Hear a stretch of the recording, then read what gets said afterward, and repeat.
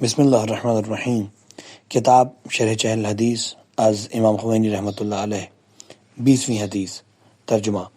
خداوند عالم کے اس قول اعوذ باللہ من الشیطان الرجیم لیبلوکم ایکم احسن عملا، تاکہ آپ کا امتحان کرے کہ آپ میں سے کون عمل کے لحاظ سے بہتر ہے، کی تفسیر میں سفیان رحمۃ اللہ علیہ نے امام جعفر صادق علیہ السلام کا قول نقل کیا ہے کہ خدا کا مقصد کثرت عمل نہیں ہے بلکہ اس کی مراد صحیح عمل ہے، اور یہ درستی خوف خدا اور اسی کے ساتھ سچی نیت سے حاصل ہوتی ہے. اس کے بعد فرمایا برابر عمل کرتے رہنا یہاں تک کہ خلوص حاصل ہو جائے. یہ عمل سے زیادہ مشکل ہے، اور خلوص عمل کا مطلب یہ ہے کہ خدا کے علاوہ کوئی دوسرا اس عمل پر تمہاری تعریف نہ کرے. سنو، نیت عمل سے افضل ہوا کرتی ہے. آگاہ ہو جاؤ کہ در حقیقت نیت ہی عمل ہے. اس کے بعد امام نے اس آیت کی تلاوت فرمائی، قل کل یعمل علی شاکلتہ، تم کہہ دو ہر شخص اپنے طریقے پر عمل کرتا ہے، یعنی اپنی نیت کے مطابق عمل کرتا ہے. مصنف نے کچھ الفاظ کی تشریح کی ہے جو شاید سننے والوں کے لیے آسان نہ ہو. اس کے بعد شہید ثانی کی اثر الصلاۃ میں النیت الصادقۃ الحسنہ منقول ہے. الابقاء علی العمل، عمل پر بقا کا مطلب اس کی رعایت اور محافظت ہے. جیسا کہ جوہری نے کہا ہے، جب تم کسی کی رعایت کرو یا اس کی محافظت کرو تو اس وقت بولا جاتا ہے ابقیت علی فلان اذا ارائیت علیہ وحمیتہ. شاکلہ کا معنی طریقہ، شکل اور طرف کے ہیں، جیسا کہ صحاح اور قاموس میں ہے الشاکلہ تو شکل، ناحیہ نیت اور طریقے کو کہتے ہیں. حدیث شریف میں جن چیزوں کی شرح ضروری ہوگی ان کو ہم چند فصلوں کے ضمن میں بیان کریں گے انشاءاللہ. پہلی فصل لیبلوکم، خداوند عالم کے اس ارشاد کی طرف اشارہ ہے.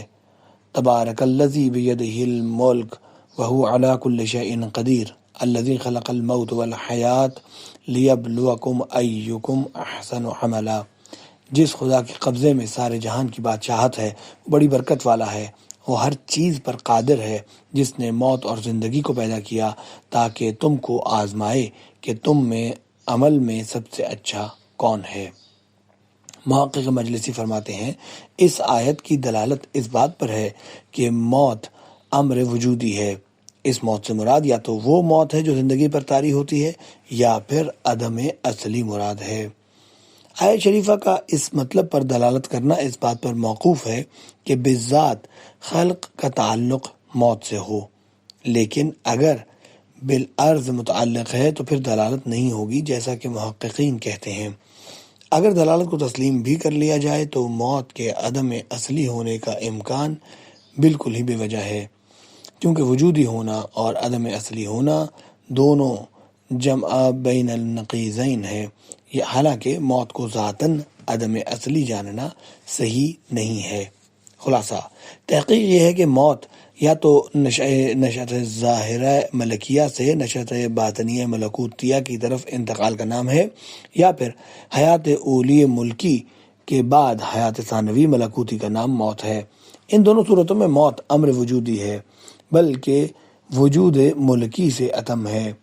کیونکہ حیات ملکی دنیاوی مردہ طبعی مواد سے مخلوط اور ممزوج ہے. ان مواد کی زندگی عرض زائل ہے، برخلاف حیات ذاتی ملکوت کے. وہاں پر نفوس کو استقلال حاصل ہو جائے گا اور وہ وہی دار حیات اور لوازم حیات ہے، اور برزخ کے مثالی اجسام کا قیام ان کے ساتھ بطور قیام صدوری بنفوس ہے، جیسا کہ اس بات کو اس کے مناسب مقام پر تحریر کیا گیا ہے. خلاصہ یہ ہے کہ حیات ملکوتی ہی کو موت کہتے ہیں تاکہ سننے والوں کو بار محسوس نہ ہو. جعل و خلقت سے متعلق ہوتی ہے اور یہ ذات خدا کے تحت قدرت ہے. خدا کی طرف ابتلا کو منسوب کرنے کی توجیہ،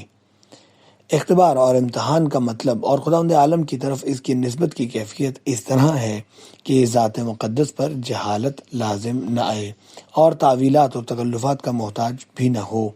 اس کا ذکر اگرچہ ہم بعض احادیث کی شرح کرتے ہوئے ذکر کر چکے ہیں، پھر بھی بطور اجمال اس کا اشارتاً ذکر کرتے ہیں،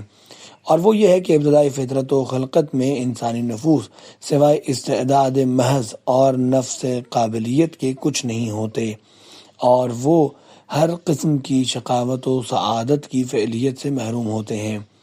پھر جب وہ طبعی، جوہری اور فعلی آزمائشی حرکات کے زیر تصرف واقع ہوتے ہیں، تب ان کی استعداد فعلیت میں بدل جاتی ہے اور تمیزات حاصل ہو جاتے ہیں۔ اس کے بعد حیات ملکی دنیاوی میں شقی و سعید اور کھوٹے کھرے کے درمیان امتیاز پیدا ہوتا ہے، اور تخلیق حیات کا مقصد بھی نفوس میں امتیاز اور ان کا امتحان ہوتا ہے۔ اسی سے پتہ چل گیا کہ خلق ہی کے اوپر امتحان کا دار و مدار ہے۔ اب رہا تخلیق موت کا مسئلہ، تو وہ بھی اس امتیاز میں دخیل ہوتا، بلکہ علت کا آخری جز ہے، کیونکہ فعلیات کا میزان انسان کی وہ آخری صورتیں ہوتی ہیں جن پر انسان منتقل ہوتا ہے۔ خلاصہ کلام یہ ہے کہ آخرت کی ملکوتی صورتیں امتیازات کا میزان ہوا کرتی ہیں، اور یہ دنیاوی، ملکی، جوہری اور اختیاری حرکات سے حاصل ہوتی ہیں۔ اس طرح یہ بات معلوم ہو گئی کہ موت و حیات کی تخلیق ہی پر بغیر کسی جہالت کے امتحان و آزمائش ہوا کرتے ہیں۔ البتہ اعتراض کا پوری طرح برطرف ہو جانا، یہ بات علم ذاتی قبل الایجاد اور علم فعلی مع الایجاد کی تفصیل سے مربوط ہے، جو اس کتاب کے مقصد سے خارج ہے۔ اور یہ جو ایکم احسن عملا فرما کر امتحان کو اچھے اعمال سے مربوط کیا ہے، اس کی بھی بازگشت اسی معنی کی طرف ہے جس کا ذکر کیا گیا ہے، کیونکہ حدیث شریف میں احسنیت یعنی نیکی کی اصوبیت یعنی بہتری سے تشریح کی گئی ہے، اور اصوبیت کو خشیت، خوف خدا اور سچی نیت کے تابع جانا گیا ہے۔ یہ سب نفس کی باطنی صورتیں اور روح کے واقعی امتیازات میں شامل ہیں، یا پھر یہ ذاتی اور غیبی امتیازات کے جلوے ہیں، بلکہ اس حقیقت کے پیش نظر کہ قلب اور باطن ظاہری اعمال سے متاثر ہوتے ہیں، جیسا کہ پہلے عرض کیا جا چکا ہے، یہ امتیازات بھی اعمال کے واسطے سے حاصل ہوتے ہیں، لہذا اعمال کا امتحان ذاتیات کا بھی امتحان ہے۔ اور اگر ہم امام علیہ السلام کی تفسیر سے قطع نظر کرتے ہوئے آیہ شریفہ کو اس کے ظاہر پر حمل کریں، تب بھی امتحان اسی مذکورہ معنی کے مطابق ہوگا، کیونکہ عرصہ دنیا میں بذات خود حصول اور موت و حیات کی تخلیق ہی اعمال حسنہ و قبیحہ کے امتیاز کا موجب ہے۔ خلقت حیات والی بات تو معلوم ہے، اب رہا مسئلہ موت کا، تو زندگانی دنیا کے عدم ثبات کے علم کے ذریعے اور اس عرصہ فانیہ سے انتقال کی وجہ سے انسانی اعمال میں فرق پیدا ہوگا، اور یہ ان امتیازات کے حصول کا سبب بنتے ہیں۔ دوسری فصل، خشیت و نیت صادقہ صحت عمل کے باعث ہیں۔ یہ سمجھ لیجئے کہ اس حدیث شریف میں اچھے اور نیک عمل کو دو مقدس بنیادوں پر مبنی قرار دیا گیا ہے، اور عمل کے کامل اور مکمل ہونے کو انہی دونوں پر موقوف کیا گیا ہے۔ پہلی بات خدا سے خوف اور خشیت ہے، دوسری سچی نیت اور خالص ارادہ۔ اب یہ ہماری ذمہ داری ہے کہ ان دونوں بنیادی اصولوں کے کمال عمل اور اس کی صحت و درستی سے تعلق کو بیان کریں۔ لہٰذا ہم عرض کرتے ہیں، خداوند عالم سے خوف اور ڈر نفوس کے اندر تقوی و پرہیزگاری پیدا کرنے کا سبب ہے، اور یہ باعث ہوتا ہے کہ آثار عمل کو زیادہ سے زیادہ قبول کیا جائے۔ اس اجمال کی تفصیل یہ ہے کہ اس سے پہلے بعض احادیث کی شرح میں ہم نے ذکر کیا ہے کہ ہر عمل چاہے وہ اچھا ہو یا برا نفس کے اندر ایک اثر پیدا کرتا ہے۔ اب اگر وہ عمل عبادات و مناسک میں سے ہے تو اس کا اثر یہ ہوتا ہے کہ وہ فطری قوتوں کو عقلی طاقتوں کے تابع بنا دیتا ہے، نفس کے ملکوتی پہلو کو ملک پر قاہر و قادر بنا دیتا ہے، اور طبیعت کو روحانیت کے تابع کر دیتا ہے، یہاں تک کہ پھر وہ اسی منزل تک پہنچا جاتا ہے کہ روحانی جذبات اس کے قابو میں ہو جاتے ہیں، اور وہ اپنے اصل مقصد تک رسائی حاصل کر لیتا ہے۔ اب جس عمل کے اندر یہ اثر زیادہ ہوتا ہے وہ اس خدمت کو بہتر طریقے سے انجام دیتا ہے اور صحیح تر ہوتا ہے، اور اصل مقصد بہتر طریقے سے اس سے حاصل ہوتا ہے، اور جو بھی چیز اس تاثیر میں داخل ہوگی وہ صحت عمل کی ضامن ہوگی، اور غالباً افضلیت اعمال کے لیے یہی چیز میزان ہے۔ اور حدیث معروف ہے، افضل الاعمال احمدها، سب سے دشوار عمل سب سے افضل ہے، کو بھی اسی نقطے پر منطبق کیا جا سکتا ہے۔ اس تمہید کے بعد یہ جان لینا چاہیے کہ تقوی نفوس کو کدورتوں اور آلائشوں سے صاف اور پاک کر دیتا ہے، اور یہ ظاہر ہے کہ جب صفا نفوس گناہوں اور کدورتوں کے حجاب سے صاف ہوگا تو اعمال حسنہ کا اس میں زیادہ اثر ہوگا اور مقصد کا حصول بھی بہتر طریقے سے ہوگا، اور عبادتوں کے عظیم راز کا جو طبیعت کی ریاضت اور ملک پر قبضہ ملکوت اور نفس کے ارادہ فاعلہ کے اثر سے حاصل ہوتا ہے، نفوذ بہت اچھی طرح سے انجام پائے گا۔ اس لیے خوف خدا کو جو نفوس کے تقوی میں کامل مؤثر ہے، اصلاح نفوس کا ایک عظیم عامل اور صحت اعمال اور ان کے حسن و کمال میں دخیل سمجھنا چاہیے، اس لیے کہ تقوی علاوہ اس کے کہ خود مصلح نفس ہے، انسان کے قلبی اور قالبی جسمانی اعمال میں مؤثر اور اعمال کی قبولیت کا سبب ہے، جیسا کہ خود خدا نے فرمایا انما یتقبل اللہ من المتقین، خدا صرف متقین کے اعمال کو قبول کرتا ہے۔ درستی اور کمال اعمال میں دوسری اہم چیز جو در حقیقت بمنزلہ قوت فاعلہ کے ہے وہ سچی نیت اور خالص ارادہ ہے، اس لیے کہ عبادتوں کا کمال یا نقص، فساد یا صحت اسی کے تابع ہے۔ دیکھیے، خوف و خشیت خدا اور اس سے حاصل ہونے والا تقوی بمنزلہ شرائط تاثیر ہے، اور در حقیقت یہ اعمال کو صاف و خالص بناتے ہیں اور رکاوٹوں کو دور کرتے ہیں۔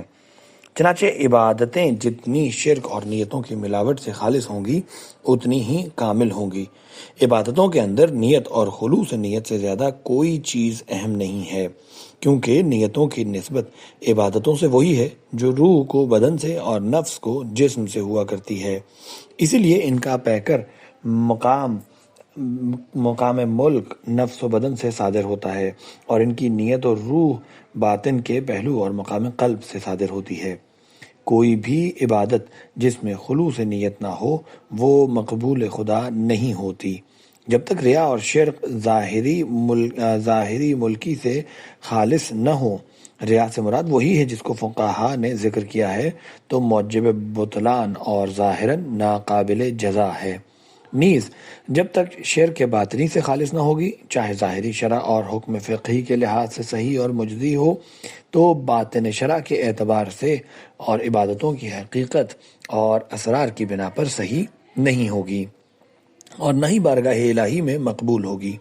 لہذا صحت عبادت اور اس کی قبولیت میں کوئی تعلق نہیں ہے، چنانچہ روایات میں بھی ہے یہ مطلب مذکور ہے۔ عبادات میں شرک کی ایک ایسی جامع تعریف جو اس کے تمام مراتب کو شامل ہو یہ ہے غیر خدا کی مرضی کو اس میں شامل کرنا، چاہے وہ اپنی مرضی ہو یا دوسروں کی ہو۔ بس فرق یہ ہوگا کہ اگر دوسروں کی مرضی شامل ہے تو یہ شرک ظاہری اور فقہی ریا ہے، اور اگر اپنی مرضی شامل ہو تو وہ شرک خفی و باطنی ہے اور اہل معرفت کی نظر میں باطل و ناچیز ہے اور مقبول درگاہ خدا نہیں ہے۔ مثلا کوئی نماز شب وسعت رزق کے لیے پڑھتا ہو، یا صدقہ بلاؤں کے دور کرنے کے لیے دیتا ہو، یا زکوٰۃ مال میں زیادتی کے لیے دیتا ہو، یعنی یہ سارے امور خدا کے لیے کرتا ہو اور اس کی عنایتوں سے ان چیزوں کا طلبگار ہو، تو یہ عبادتیں اگرچہ صحیح اور قابل جزا ہیں اور ان کے شرعی اجزاء اور شرائط کے ساتھ بجا لانے سے اس کے آثار بھی اس پر مرتب ہوں گے، لیکن در حقیقت یہ خدا کی عبادت نہیں ہے اور نہ اس کے اندر سچی نیت اور خالص ارادہ ہے، بلکہ یہ عبادتیں تو دنیا کو آباد کرنے اور دنیاوی نفسانی خواہشات کی تکمیل کے لیے ہیں، لہٰذا اس کا عمل درستی سے خالی ہے۔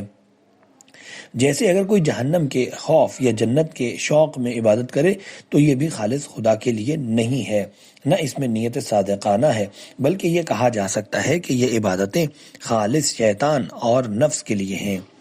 ایسی عبادت کرنے والے نے کسی بھی عنوان سے رضا الہی کو اس میں داخل نہیں کیا ہے تاکہ ارتکاب شرک کا شائبہ ہو، بلکہ یہ تو سب سے بڑے بت کی پرستش ہے۔ تمام بتوں کا بت تو خود تمہارا نفس ہے۔ خداوند عالم نے اپنی رحمت واسعہ اور ہمارے ضعف کی بنا پر اس قسم کی عبادتوں کو بھی قبولیت کا ایک مرتبہ بخشا ہے، یعنی ان عبادتوں پر بھی کچھ آثار مرتب کیے ہیں اور ان کے مقابلے میں کچھ عنایتیں قرار دی ہیں۔ کہ اگر انسان ظاہری شرائط اور حضور و اقبال قلب اور ان کی شرائط قبول کے ساتھ بجا لائے تو ان تمام آثار کو اس پر مرتب کرتا ہے اور اپنے تمام وعدوں کو پورا کرتا ہے۔ یہ تو مزدوروں اور غلاموں کی عبادت کا حال ہے، لیکن آزاد لوگوں کی عبادت جو صرف خدا کی محبت اور ذات باری کو پانے کے لیے عبادت کرتے ہیں، جس کا محرک نہ خوف جہنم نہ شوق جنت ہوتا ہے، اولیاء و احرار کا مقام ہے، اور ان کے لیے جو مقامات و مدارج ہیں ان کو بیان نہیں کیا جا سکتا، وہ اس کتاب کے موضوع سے بھی خارج ہیں۔ جب تک نفس کو عبادت اور عابد و معبود کی طرف توجہ رہے گی، وہ عبادت خالص نہیں ہو سکتی۔ دل اغیار سے خالی ہو اور اس میں خدا کے علاوہ کسی اور کو راستہ نہ ملے، تب وہ خالص ہوگا۔ چنانچہ کافی کی حدیث شریف میں آیا ہے۔ سابق حدیث کے راوی سفیان بن عینیہ کہتے ہیں کہ میں نے حضرت امام جعفر صادق علیہ السلام سے قیامت کے بارے میں جو قول خدا ہے، اعوذ باللہ من الشیطان الرجیم، یوم لا ینفع مال ولا بنون الا من اتی اللہ بقلب سلیم، جس دن نہ تو مال ہی کچھ کام آئے گا نہ اولاد، مگر جو شخص خدا کے سامنے گناہوں سے پاک دل لیے حاضر ہوگا وہی فائدے میں ہوگا۔ اس کے بارے میں پوچھا، حضرت نے فرمایا قلب سلیم سے مراد یہ ہے کہ جو خدا سے اس حالت میں ملاقات کرے کہ اس میں خدا کے سوا کوئی نہ ہو۔ فرمایا جس دل میں شک یا تردد ہو وہ ساقط ہے، اور یقیناً اس سے خدا نے دنیا میں زہد مراد لیا ہے تاکہ لوگوں کے دل آخرت کے لیے فارغ ہوں، اور ظاہر ہے جس دل کے اندر غیر خدا ہو وہ شرک اور شک سے بھرپور ہوگا، چاہے شرک خفی ہو یا جلی، وہ بارگاہ الہی میں درجہ اعتبار سے ساقط ہے۔ اسباب پر اعتماد کرنا اور غیر خدا کی طرف مائل ہونا یہ بھی شرک خفی ہے، یہاں تک کہ روایات میں ہے کسی مطلب کو یاد رکھنے کے لیے انگشتری کو بدلنا بھی شرک خفی ہے۔ غیر خدا کو دل میں راہ دینا بھی شرک خفی ہے، شرک خفی میں شمار ہوتا ہے، اور خلوص نیت کا مطلب اس ذات مقدس کی منزل یعنی دل سے خدا کے علاوہ سب کو نکال باہر کرنا ہے۔ چنانچہ شک کے بھی مراتب ہیں، بعض کو شک جلی اور بعض کو شک خفی جاننا چاہیے، جو ضعف یقین اور ایمان میں نقص سے حاصل ہوتا ہے۔ غیر خدا پر مطلق اعتماد اور مخلوق کی طرف توجہ یہ ضعف یقین اور سستی ایمان کی علامت ہے،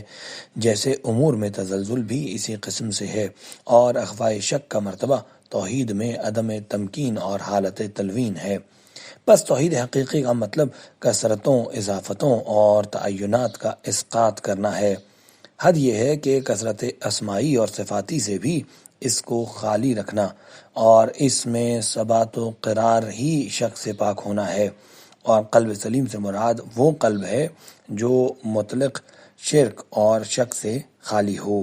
اس حدیث شریف میں جو فرمایا گیا ہے وَإِنَّمَا أَرَادَ بِالزُّهْدِ، اس سے اس بات کی طرف اشارہ ہے کہ دنیا کے اندر زہد کا مطلب یہ ہے کہ رفتہ رفتہ دل اس سے منصرف اور متنفر ہو کر اصل مقصد اور حقیقی مطلوب کی طرف متوجہ ہو جائے۔ صدر حدیث سے پتہ چلتا ہے کہ آخرت سے مقصود دائرۃ الوجود کا انتہائی درجہ اور انتہائی رجوع ہے، اور مطلق آخرت سے بھی وہی مراد ہے۔ بنابراین دنیا دائرہ ظہور ہے، اور اس میں زہد کا لازمہ غیر خدا سے دل کو خالص کرنا ہے۔ بس